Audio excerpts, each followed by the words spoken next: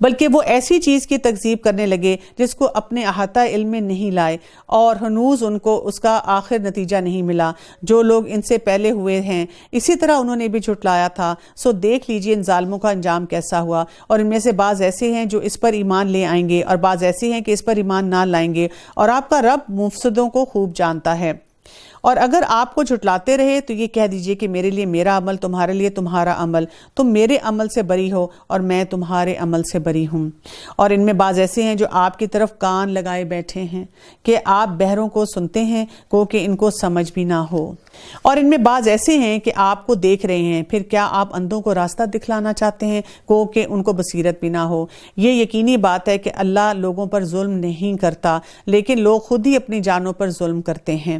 اور ان کو وہ دن یاد دلاؤ جس میں اللہ ان کو اپنے حضور جمع کرے گا، گویا وہ دنیا میں سارے دن کی ایک آدھ گھڑی کھڑے رہے اور آپس میں ایک دوسرے کو پہچاننے کو کھڑے ہوں۔ واقعی خسارے میں پڑے وہ لوگ جنہوں نے اللہ کے پاس جانے کو جھٹلایا اور وہ ہدایت پانے والے نہ تھے۔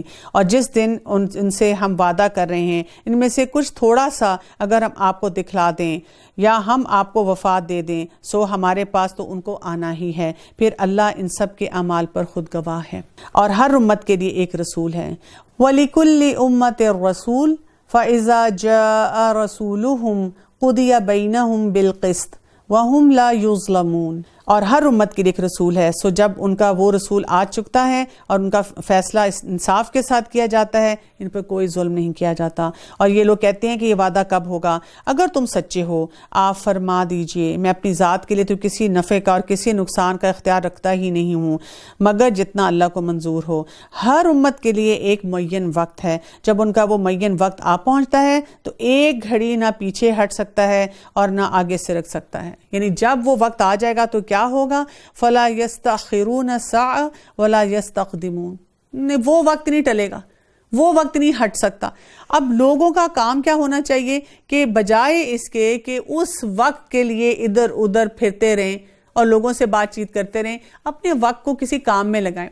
آج کے دور میں ہم دیکھتے ہیں کہ کئی لوگ ہوتے ہیں جن کو انزائٹی اور پینک اٹیک ہوتا ہے، تو ان کا بھی معاملہ یہ ہوتا ہے کہ جو اس وقت کرنے والا کام ہے اس پہ توجہ نہیں دے پاتے۔ وہ کیا کرتے ہیں؟ وہ فیوچر کے بارے میں سوچتے رہتے ہیں، کل کیا ہوگا، پرسوں کیا ہوگا، اگلے مہینے کیا ہوگا، اگلے سال کیا ہوگا، فلاں کا کیا ہوگا، اس کی شادی کب ہوگی، اس کا مسئلہ کب حل ہوگا، اس کی نوکری کب لگے گی۔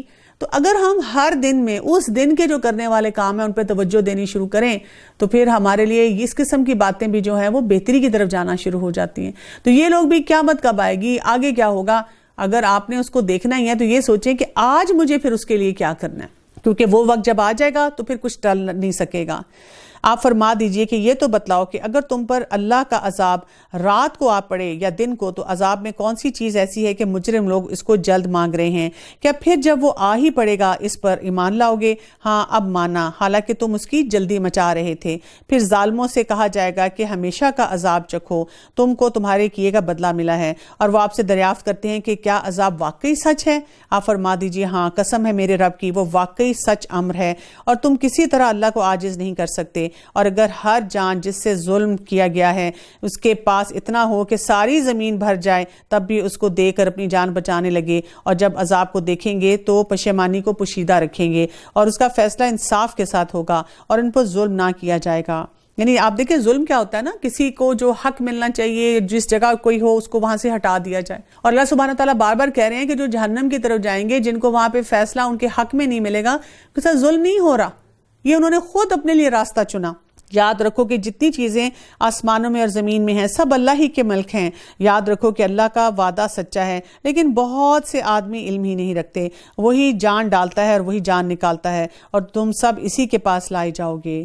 یا ایھا الناس قد جاءتکم موعظۃ من ربکم وشفاء لما فی الصدور وہدی ورحمۃ للمؤمنین۔ بہت ہی اہم بات یہاں پر اب بتائی جا رہی ہے۔ سارے سینیریوز میں، ساری مشکلات میں، سارے جو آپ کے ساتھ دنیا اور آخرت کے معاملے ہو رہے ہیں، اے لوگو تمہارے پاس تمہارے رب کی طرف سے ایک ایسی چیز آئی ہے جو نصیحت ہے، دلوں میں جو روگ ہیں ان کے لیے شفا ہے اور رہنمائی کرنے والی ہے اور رحمت ہے ایمان والوں کے لیے۔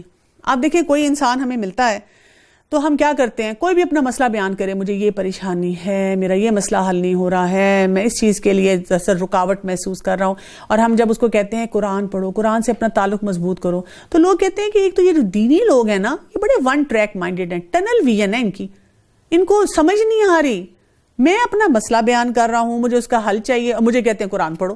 تو یہاں پر ہمیں یہی بتایا جا رہا ہے, تمام انسانیت کو خطاب کر کے بتایا جا رہا ہے, اس میں کوئی تفریق نہیں کی گئی کہ تم اچھے ہو, تم برے ہو, بس تم الناس ہو, انسان ہو. تو کیا کرو, تمہارے پاس جو نصیحت آ گئی, موعظہ, اور یہ کیسی نصیحت ہوتی ہے, جو دل میں اترنے والی بات ہوتی ہے. یہ ایسی نصیحت ہے کہ جب آپ قرآن کو واقعی اس طرح پڑھتے ہیں سوچ کے کہ اللہ کا کلام ہے, آپ کے دل میں جا جا کے باتیں لگتی ہیں, آپ کے دل کی کیفیت بدلنا شروع ہو جاتی ہے, آپ کی آنکھوں سے آنسو بھی نکلنا شروع ہو جاتے ہیں, آپ کو دنیا کی حقیقت سمجھ آنی شروع ہو جاتی ہے. اور کیا ہے تمہارے رب کی طرف سے, اور یہ شفا ہے جو کچھ تمہارے سینوں میں ہے. کیا کچھ ہے ہمارے سینوں میں؟ حسد ہے, غصہ ہے, نفرت ہے, اداسی ہے, پریشانی ہے, پشیمانی ہے, کتنی کچھ ریگریٹس ہیں. یعنی ایسے ایسے جذبات ہم لے کر سارا دن پھر رہے ہوتے ہیں, اور اسی کی وجہ سے کبھی ہمارے جسم میں دردیں ہو رہی ہیں, کبھی ہم اپنے بلڈ ٹیسٹ کروا رہے ہیں, کبھی ہم ڈاکٹروں کو دکھا رہے ہیں, کبھی ہم ماہر نفسیات کے پاس جا رہے ہیں, کبھی کسی کے کندھے پہ سر رکھ کے رو رہے ہیں. تو اللہ تعالیٰ کہتے ہیں اس میں شفا ہے تمہارے سینوں کی, جو مرضی کرا لو, جو مرضی علاج کرا لو, جہاں مرضی چلے جاؤ, لیکن تم اگر اللہ سے اپنا تعلق مضبوط نہیں کرو گے تو کیا ہوگا, تمہیں کچھ حاصل نہیں ہوگا. اور اس میں ہدایت ہے, گائیڈنس ہے, وہ والی گائیڈنس اس کے بارے میں ہم نے بات کی تھی نا, پن لوکیشن کی طرح ٹھک آ کے آپ کو بتاتی ہے یہ کرنا ہے, یہاں جانا ہے. جتنا زیادہ ہم اپنی ایمانی کیفیت کو بڑھاتے چلے جائیں گے, اتنا زیادہ اللہ کی طرف سے ہمارے لیے رحمتیں جو ہیں وہ آگے بڑھتی چلی جائیں گی. ابو موسیٰ رضی اللہ عنہ سے روایت ہے کہ رسول اللہ صلی اللہ علیہ وسلم نے فرمایا, جس علم و ہدایت کے ساتھ اللہ نے مجھے بھیجا ہے, اس کی مثال ایسے ہے جیسے کسی زمین پر بہت زیادہ بارش ہو. زمین کے ایک صاف عمدہ ٹکڑے نے تو پانی قبول کر لیا, چنانچہ گھاس اور چارہ بہت سا اس میں سے نکلا, جبکہ زمین میں بعض ٹکڑے ایسے بھی ہیں جن میں پانی جمع ہو گیا اور وہاں رک گیا. پس اس میں سے لوگوں نے فائدہ اٹھایا اور پیا, اور جانوروں کو پلایا, اور کھیتیاں سیراب کیں, اور باغات تازہ کیے. زمین کے جو چٹیل سنگلاخ ٹکڑے تھے ان میں بھی وہ پانی برسا, لیکن نہ تو وہاں رکا اور نہ وہاں کچھ اگا. یہی مثال اس کی ہے جس نے دین حق کی سمجھ پیدا کی اور میری باسط سے اس نے فائدہ اٹھایا, خود سیکھا اور دوسروں کو سکھایا. اور ایسے لوگ بھی ہیں کہ انہوں نے سر ہی نہ اٹھایا اور اللہ کی وہ ہدایت ہی نہ لی جو میری معرفت بھیجی گئی تھی. تو ہمیں خود دیکھنا ہے کہ ہم کس کیٹیگری میں فال کرتے ہیں. اور پھر سورہ یونس کی آیت نمبر 57 میں آتا ہے, قُلْ بِفَضْلِ اللَّهِ وَبِرَحْمَتِهِ فَبِذَلِكَ فَلْيَفْرَحُوا هُوَ خَيْرٌ مِّمَّا يَجْمَعُونَ.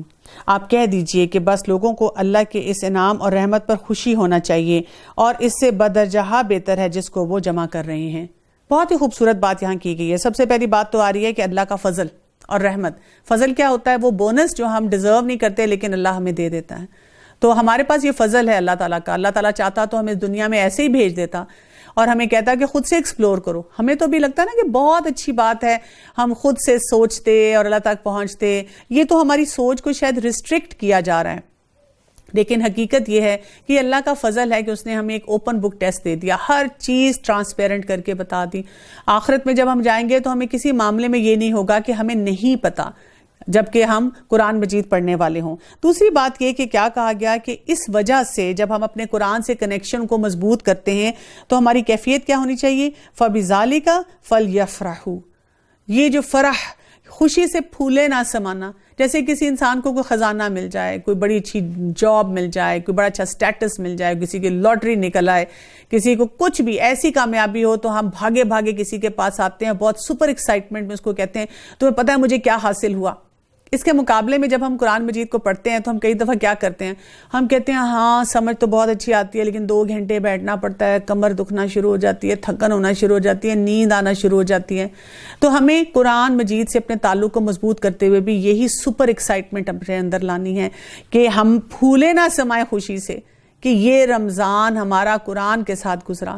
ہم دن میں کتنی دفعہ قرآن مجید کو کھولتے ہیں اور اپنے تعلق اس سے مضبوط کرتے ہیں. ہم ایسی مجالس میں بیٹھتے ہیں جہاں پہ قرآن کی تعلیم دی جاتی ہے. ہمارے اندر یہی احساس ہونا چاہیے, کیوں ہوا خیر مما یجمعون, یہ ہر اس چیز سے بہتر ہے جو ہم جمع کر رہے ہیں.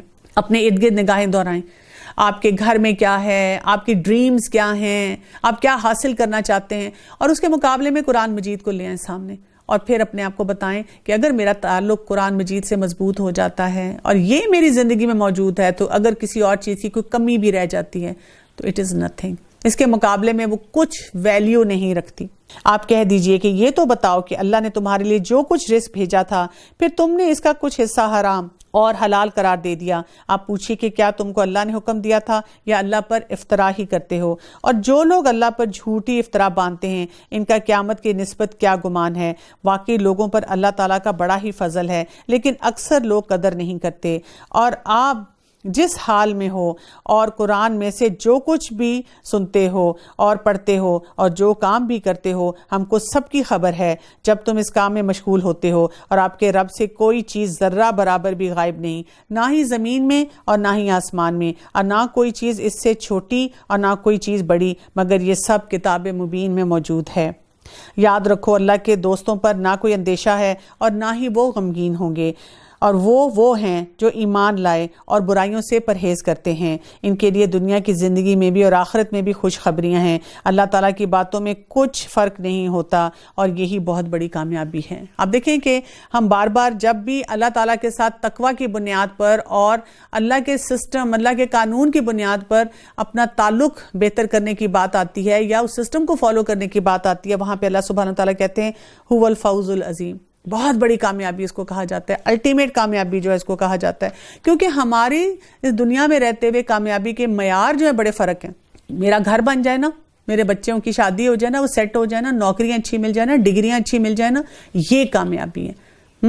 ہمیں کوئی فلاں جگہ پہ ایک جو ہے وہ سٹیٹس مل جائے نا، ہمیں فلاں جگہ کی کوئی سٹیزن شپ مل جائے نا، تو یہ کامیابی ہے۔ جبکہ اللہ سبحانہ تعالیٰ کیا بتاتے ہیں؟ قرآن سے تعلق کو مضبوط کرنا، قرآن کے مطابق زندگی گزارنا، یہ اصل کامیابی ہے۔ ابو موسیٰ رضی اللہ عنہ کہتے ہیں کہ اللہ کے رسول صلی اللہ علیہ وسلم نے ارشاد فرمایا، جو مومن قرآن پڑھتا ہے اس کی مثال سنگترے کی سی ہے جس کی خوشبو بھی عمدہ ہے اور مزہ بھی بہت اچھا ہے، اور جو مومن قرآن نہیں پڑھتا اس کی مثال کھجور کی سی ہے کہ اس کی خوشبو تو نہیں آتی، البتہ اس کا ذائقہ میٹھا ہوتا ہے، اور جو منافق قرآن پڑھتا ہے اس کی مثال خوشبودار پھول کی سی ہے، اس میں خوشبو تو ہوتی ہے لیکن اس کا مزہ کڑوا ہوتا ہے، اور جو منافق قرآن نہیں پڑھتا اس کی مثال اندرائن کی سی ہوتی ہے کہ اس کی خوشبو بھی نہیں ہوتی اور اس کا مزہ بھی کڑوا ہوتا ہے۔ اگر آپ کبھی بچوں کو موٹیویٹ کرنا چاہیں گھر میں کہ ہم بچوں قرآن پڑھیں، قرآن سے اپنے تعلق کو مضبوط کریں، تو یہ جو ہم سورہ یونس میں سارا سلسلہ پڑھ رہے ہیں آیات کا کہ کس کس طرح سے اللہ کا فضل ہے، سینوں کی ہماری شفا ہے، پھر یہ تمام ان چیزوں سے بہتر ہے جو جمع کرتے ہیں۔ آپ میٹیریلزم کے خلاف بھی اس پہ بات کر سکتے ہیں، ان کو بتا سکتے ہیں کہ کیا ہماری پرائرٹیز ہونی چاہیے، اور اس کے ساتھ اس حدیث کو بھی بچوں کے سامنے ایکسپلین کر سکتے ہیں۔ باقاعدہ آپ یہ کچھ چیزیں سامنے رکھ کے بچوں کو ایکسپیرینس کروا سکتے ہیں کہ ایک انسان جو ہے، ایک مومن جو ہوتا ہے، جب وہ قرآن سے اپنے تعلق کو مضبوط کرتا ہے تو کس قدر اس کے اندر خوبصورتی جو ہے وہ بڑھتی چلی جاتی ہے۔ اور آپ کو ان کی باتیں غم میں نہ ڈالیں، تمام تر غلبہ اللہ ہی کے لیے ہے، وہ سنتا اور جانتا ہے، هو السمیع العلیم۔ یاد رکھو کہ جتنا کچھ آسمانوں میں ہے اور جتنے زمین میں ہے یہ سب اللہ ہی کے ہیں، اور جو لوگ اللہ کو چھوڑ کر دوسرے شرکاء کی عبادت کرتے ہیں کس چیز کا اتباع کر رہے ہیں؟ محض بے سند خیال کا اتباع کر رہے ہیں اور محض اٹکلیں نکال رہے ہیں۔ آپ یہ دیکھیں نا کہ جب انسان اپنی سے پہ آتا ہے، میری مرضی میری مرضی میری مرضی، جو میرا دل چاہتا ہے میں کروں، تو پھر آپ سوچیں کہ اس کی انتہا کہاں ہوگی؟ سسٹمز کیسے چلیں گے؟ کسی بھی جگہ پہ سسٹم کب چلتا ہے؟ جب ایک قانون رائج ہوتا ہے اور تمام لوگ اس کو فالو کرتے ہیں، اور جہاں پر بھی آپ دیکھیں گے کہ سسٹم ایسا ہے یا تو بنا نہیں ہوا یا بنا ہوا ہے لیکن ہر شخص اپنی مرضی چلاتا ہے، تو وہاں پر کیوس جو ہوتا ہے وہ زیادہ بڑھ جاتا ہے۔ وہ ایسا ہے جس نے تمہارے لیے رات بنائی تاکہ تم اس میں آرام کرو، اور دن بھی اس طور پر بنایا کہ دیکھنے بھالنے کا ذریعہ ہے، تحقیق اس میں دلائل ہیں ان لوگوں کے لیے جو سنتے ہیں۔ تو یہاں پر کیا بات ہوئی؟ هو الذی جعل لکم اللیل لتسکنوا فیہ والنہار مبصرا، کہ رات کو سکون کے لیے بنایا اور رات کو کیا ہوتا ہے؟ ہماری تو پارٹی لائف شروع ہو جاتی ہے، ہماری تو انٹرٹینمنٹ کے ذریعے سارے کھل جاتے ہیں، ہمیں تو مزہ ہی رات کو آتا ہے کچھ بھی کام کرنے میں، گھومنے پھرنے میں، ہلا گلا کرنے میں، جبکہ ہمارا جسم بھی چیخ چیخ کر ہمیں بتا رہا ہوتا ہے یہ سونے کا وقت ہے، اس وقت سو جاؤ۔ آن لائن گیمنگ بھی لوگ اسی وقت کر رہے ہوتے ہیں، سوشل میڈیا پہ بھی بڑے ایکٹیو ہوئے ہوتے ہیں، اور مووی نائٹس بھی چل رہی ہوتی ہیں، اور بہت سے سلوگنز بھی ہمیں دنیا میں نظر آتے ہیں جو کہتے ہیں جو جی چاہتا ہے کرو، ساری رات جاگو، ساری رات جو ہے انجوائے کرو زندگی کو۔ لیکن اللہ نے رات کو سکون کے لیے بنایا، اور آپ دیکھیں کہ جو اس سکون کو اختیار نہیں کرتا اور اس کی سلیپ ڈسٹربنس ہوتی ہے، نیند اس کی پوری نہیں ہوتی، تو اس سے کتنے نفسیاتی مسائل جو ہیں جنم لے رہے ہیں۔ اور پھر دن کو کس لیے بنایا ہے؟ دن کو بنایا ہے مبصرہ، کہ دن میں تم آگے سے کام کرو، اپنے معاش کی طرف جاؤ، آگے بڑھو۔ لیکن جو لوگ سارا دن سوتے رہیں اور پھر شام کو ان کی صبح ہو، تو آپ مجھے بتائیں کہ انہوں نے پورے سسٹم کو ہی بدل دیا۔ ان فی ذالک لآیات لقوم یسمعون، لیکن جو سنے گا تو اس کو یہ بات سمجھ آئے گی نا، وہ قوم سمجھنے کی کوشش کرے گی۔ وہ کہتے ہیں کہ اللہ اولاد رکھتا ہے، سبحان اللہ، وہ تو کسی کا محتاج نہیں، اسی کی ملکیت ہے جو کچھ آسمانوں میں ہے اور جو کچھ زمین میں ہے، اور تمہارے پاس اس پر کوئی دلیل نہیں۔ کیا اللہ کے ذمہ ایسی باتیں لگاتے ہو جس کا تم کو علم ہی نہیں ہے؟ یعنی ہم نے کیسے اس قسم کی باتیں اللہ تعالیٰ کے بارے میں کہہ دی؟ عبداللہ بن عباس رضی اللہ عنہ سے روایت ہے کہ رسول اللہ صلی اللہ علیہ وسلم نے فرمایا، ابن آدم مجھے جھٹلاتا ہے، حالانکہ اسے یہ زیب نہیں دیتا، اور وہ مجھے گالیاں دیتا ہے، حالانکہ اسے یہ نہیں کرنا چاہیے۔ اس کا جھٹلانا تو یہ ہے کہ وہ یہ خیال کیے بیٹھا ہے کہ میں اسے مار ڈالنے کے بعد پھر زندہ کرنے پر قادر نہیں ہوں، اور اس کا مجھے گالیاں دینا یہ ہے کہ وہ میری اولاد بتاتا ہے، حالانکہ میں پاک ہوں، بلند و بالا ہوں اس سے کہ میری اولاد یا بیوی ہو۔ تو اللہ سبحانہ تعالیٰ کو بہت غیرت آتی ہے جب کوئی بھی اس قسم کی بات کرتا ہے۔ آپ کہہ دیجئے کہ جو لوگ اللہ پر جھوٹے افترا کرتے ہیں وہ کامیاب نہ ہوں گے، یہ دنیا میں تھوڑا سا عیش ہے، پھر ہمارے پاس ان کو لوٹنا ہے، پھر ہم اس کو ان کے کفر کے بدلے سخت عذاب چکھائیں گے۔ وہ تمام لوگ جو ہر بات پہ جو مرضی ان کا دل چاہتا ہے کرتے ہیں اور پھر کہتے ہیں اللہ غفور الرحیم ہے، ان کو ایسی آیات بھی پڑھنی چاہیے، کیونکہ جہاں اللہ تعالیٰ غفور الرحیم ہے تو وہاں پہ اللہ تعالیٰ کے اور بھی اسماء و صفات ہیں جو ہمیں بتاتے ہیں کہ اللہ تعالیٰ نے پکڑ بھی کرنی ہے، عذاب بھی دینا ہے۔ کیونکہ آپ یاد رکھیں کہ جو انسان اللہ کے سسٹم کو فالو نہیں نہ کرتا، وہ شاید اپنے لیے تو تھوڑی دیر کے لیے آسانیاں ڈھونڈ رہے اپنی خواہشات کے مطابق، لیکن وہ پورے سسٹم کے لیے کتنی پریشانیاں پیدا کر رہا ہے لوگوں کے لیے۔ جیسے ایک بچہ کہتا ہے میں اپنی مرضی سے زندگی گزارنا چاہتا ہوں، تو اب اس کے والدین کا کیا حال ہوگا؟ وہ کیا کیا مسئلے کرے گا؟ ایک شخص دفتر میں رہتے ہوئے کہتے ہیں جو میرا دل چاہتا ہے میں کروں گا، ایک شخص کہتا ہے مجھے جھوٹ بولنا بہت اچھا لگتا ہے، میں جھوٹ ہی بولتا رہوں گا۔ تو اس کے معاملات کیسے چلیں گے لوگوں کے ساتھ؟ اور آپ ان کو نوح علیہ السلام کا قصہ پڑھ کر سنا دیجئے، جبکہ انہوں نے اپنی قوم سے فرمایا کہ اے میری قوم، اگر تم کو میرا رہنا اور احکام الہی کی نصیحت کرنا بھاری معلوم ہوتا ہے تو میرا تو اللہ ہی پر بھروسہ ہے۔ اب نوح علیہ السلام کے بارے میں جب ہم دیکھتے ہیں تو ہمیں کیا پتہ چلتا ہے کہ یہ اللہ تعالیٰ کے وہ نبی تھے، اولو العزم انبیاء میں سے تھے، جنہوں نے 950 سال تبلیغ کی، اللہ کا پیغام لوگوں تک پہنچایا۔ تم اپنی تدبیر ماں اپنے شرکاء کے پختہ کر لو، پھر تمہاری تدبیر تمہاری گھٹن کا باعث نہ ہونی چاہیے، پھر میرے ساتھ کر گزرو اور مجھ کو مہلت نہ دو۔ پھر بھی اگر تم اعراض ہی کیے جاؤ تو میں نے تم سے کوئی معاوضہ تو نہیں مانگا، میرا معاوضہ تو صرف میرے رب کے پاس ہے، اور مجھ کو حکم دیا گیا ہے وَأُمِرْتُ أَنْ أَكُونَ مِنَ الْمُسْلِمِينَ، اور مجھ کو حکم دیا گیا ہے کہ میں تو مسلمانوں میں سے ہو جاؤں۔ یعنی یہاں سے یہ بھی پتہ چلتا ہے کہ جب ہم لوگوں کو کوئی تعلیم دے رہے ہوتے ہیں، کچھ سکھا رہے ہوتے ہیں، تو اپنے آپ کو سیف رکھنا ہوتا ہے۔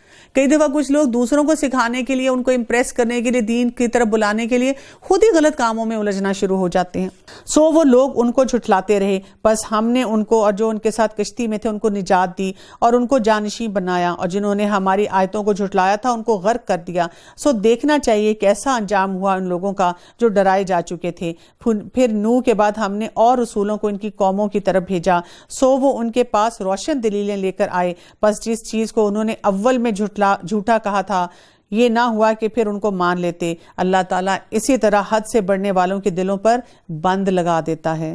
پھر ان پیغمبروں کے بعد ہم نے موسیٰ اور ہارون کو علیہم السلام کو فرعون اور اس کے سرداروں کے پاس اپنی نشانیاں دے کر بھیجا، سو انہوں نے تکبر کیا اور وہ لوگ مجرم قوم تھے۔ تو یہاں پر آپ دیکھیں کہ یہ بھی بتایا جا رہا ہے کہ جب اللہ تعالیٰ نے اپنے الہامی کلام کی تعریف کی، اس کے لیے ہمیں موٹیویٹ کیا، تو ضروری نہیں ہے کہ تمام لوگ اس میسج کو اسی طرح لیں گے۔ بات یہ کہ ہمیں اپنے لیے فرسٹریٹ ہوئے بغیر آگے بڑھتے چلے جانا ہے۔ پھر جب ان کو ہماری طرف سے صحیح دلیل پہنچی تو وہ لوگ کہنے لگے کہ یہ یقیناً سری جادو ہے۔ موسیٰ علیہ السلام نے کہا کیا تم اس میں صحیح دلیل کی نسبت جبکہ وہ تمہارے پاس آ پہنچی ایسی باتیں کہتے ہو کہ یہ جادو ہے؟ حالانکہ جادوگر کامیاب نہیں ہوا کرتے۔ وَلَا يُفْلِحُ السَّاحِرُونَ، جادوگر نہیں کامیاب ہوتے۔ وہ لوگ کہنے لگے کہ کیا تم ہمارے پاس اس لیے آئے ہو کہ ہم کو اس طریقے سے ہٹا دو جس پر ہم نے اپنے باپ داداؤں کو پایا ہے، اور تم دونوں کو دنیا میں بڑائی مل جائے اور ہم تم دونوں کو کبھی نہ مانیں گے۔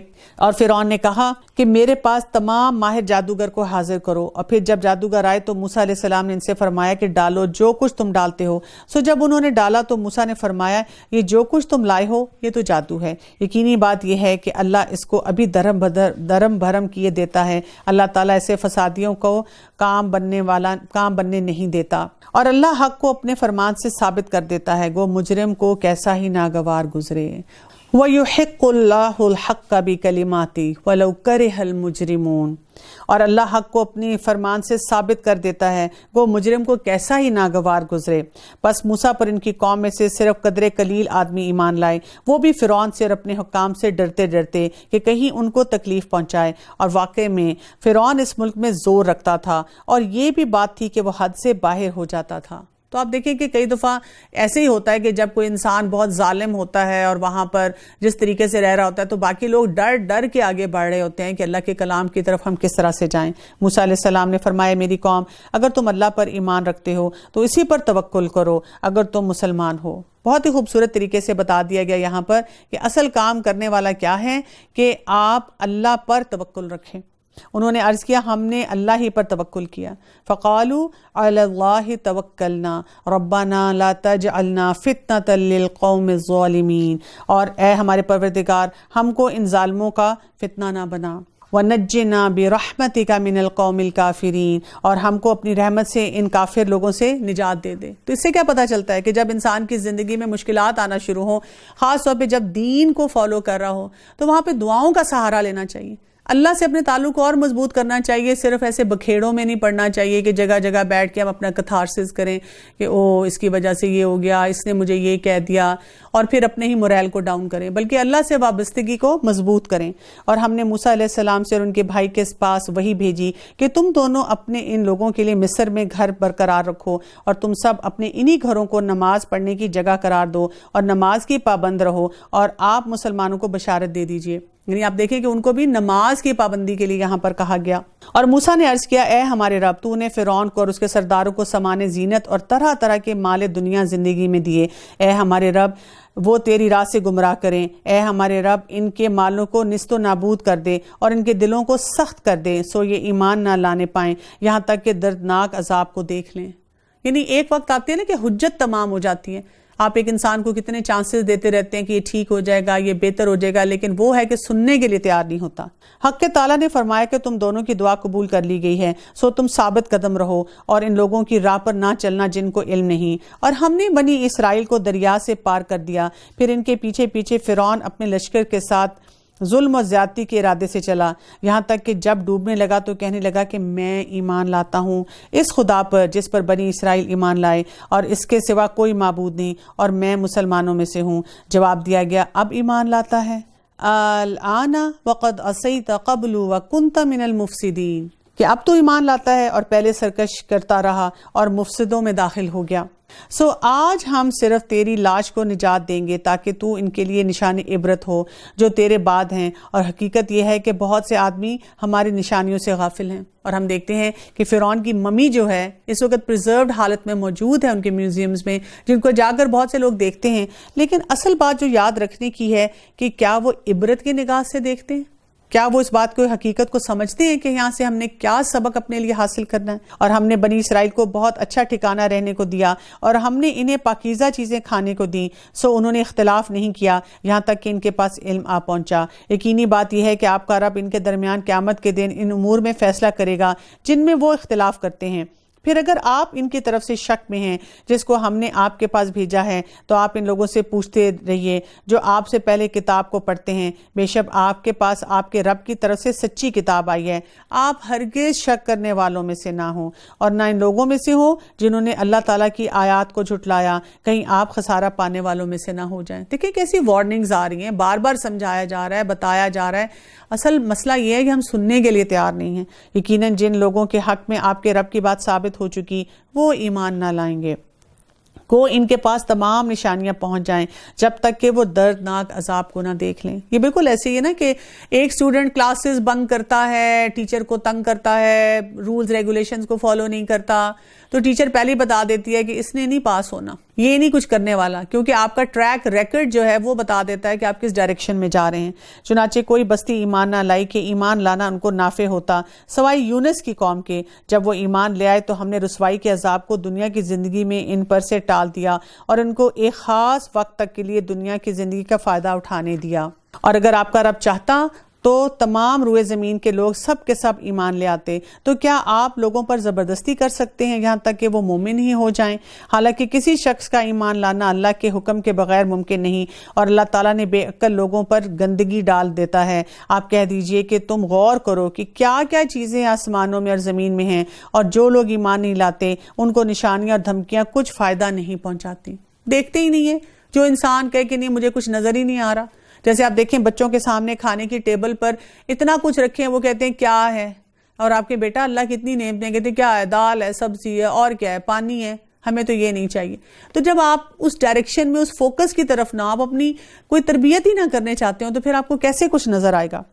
وہ لوگ صرف ان لوگوں سے واقعات کا انتظار کر رہے ہیں جو ان سے پہلے گزر چکے ہیں۔ آپ فرما دیجئے کہ اچھا تو انتظار میں رہو، میں بھی تمہارے ساتھ انتظار کرنے والوں میں سے ہوں۔ پھر ہم نے اپنے پیغمبروں کو اور ایمان لانے والوں کو بچا لیتے ہیں، اور اسی طرح ہمارا ذمہ ہے ہم ایمان والوں کو بھی نجات دے دیتے ہیں۔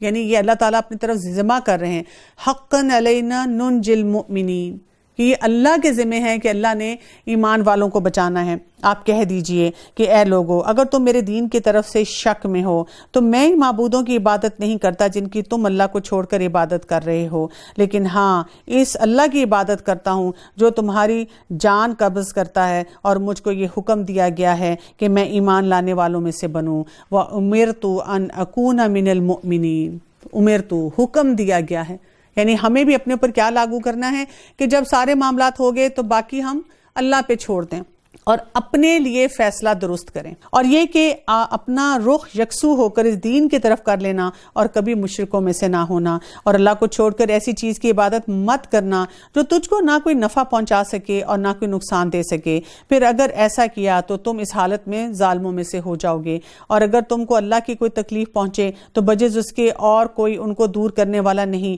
اور اگر وہ تم کو کوئی خیر پہنچانا چاہیں تو اس کے فضل کو کوئی ہٹانے والا نہیں۔ وہ اپنا فضل اپنے بندوں میں سے جس پر چاہے نچھاور کرتا ہے، اور وہ بڑی ہی رحمت والا ہے۔ اب آپ دیکھیں کہ یہاں پر بھی کتنی خوبصورت بات کی جا رہی ہے نا اللہ تعالیٰ کے بارے میں، کہ اگر اللہ تعالیٰ نے کوئی مشکل رکھی ہے ہمارے لیے، اور وہ بھی ہمارے درجات کو بلند کرنے کے لیے، ہماری تربیت کے لیے، ہماری بہتری کے لیے، ہماری زندگی میں کوئی ٹھہراؤ لانے کے لیے کہ ہم دنیا کی حقیقت کو سمجھیں، تو کوئی دور نہیں کر سکتا، اور کوئی بھلائی ہمیں ملنا چاہے تو اس کو بھی کوئی دور نہیں کر سکتا۔ وَهُوَ الْغَفُورُ الرَّحِيمُ، اور اللہ تعالیٰ کیا ہے، بہت بخشنے والا ہے اور ساتھ رحمت والا ہے۔ آپ کہہ دیجئے اے لوگو، تمہارے پاس حق تمہارے رب کی طرف سے آ پہنچا۔ قُلْ يَا أَيُّهَا النَّاسُ قَدْ جَاءَكُمُ الْحَقُّ مِنْ رَبِّكُمْ فَمَنِ اهْتَدَىٰ فَإِنَّمَا يَهْتَدِي لِنَفْسِهِ وَمَنْ ضَلَّ فَإِنَّمَا يَضِلُّ عَلَيْهَا وَمَا أَنَا عَلَيْكُمْ بِوَكِيلٍ۔ آپ کہہ دیجئے لوگو، تمہارے پاس حق تمہارے رب کی طرف سے آ پہنچا، اس لیے جو شخص راہ راست پر آ جائے سو وہ اپنے واسطے ہی راہ راست پر آئے گا، اور جو شخص بے راہ ہو گیا اس کا بے راہ ہونا اسی پر ہے، اور میں تم پر مسلط نہیں کیا گیا۔ اور آپ اس کا اتباع کرتے رہیے اور جو کچھ آپ کے پاس وہی بھیجی گئی ہے، اور صبر کیجئے یہاں تک کہ اللہ فیصلہ دے دے۔ وَهُوَ خَيْرُ الْحَاكِمِينَ، اور وہ سب فیصلہ کرنے والوں سے بہتر فیصلہ کرنے والا ہے۔ یہاں پر ہم دیکھتے ہیں کہ اس کے بعد اگلی سورت شروع ہو رہی ہے، اور وہ ہے سورہ ہود، اور اس کے بارے میں ہم دیکھتے ہیں کہ ایک حدیث میں آتا ہے کہ ابو بکر صدیق رضی اللہ عنہ نے رسول اللہ صلی اللہ علیہ وسلم سے دریافت کیا کہ آپ بوڑھے کیسے ہو گئے ہیں، تو آپ صلی اللہ علیہ وسلم نے فرمایا مجھے سورہ ہود، واقعہ، نبا اور تکویر جیسی صورتوں نے بوڑھا کر دیا۔ کیوں؟ اس لیے کہ ان واقعات میں ان صورتوں میں جو واقعات ہیں ان میں جھنجھوڑا گیا ہے، ان میں بتایا گیا ہے کہ ہماری زندگی ہمیں کیسے گزارنی ہے، اور مختلف اقوام کے واقعات کی طرف فوکس کیا گیا ہے۔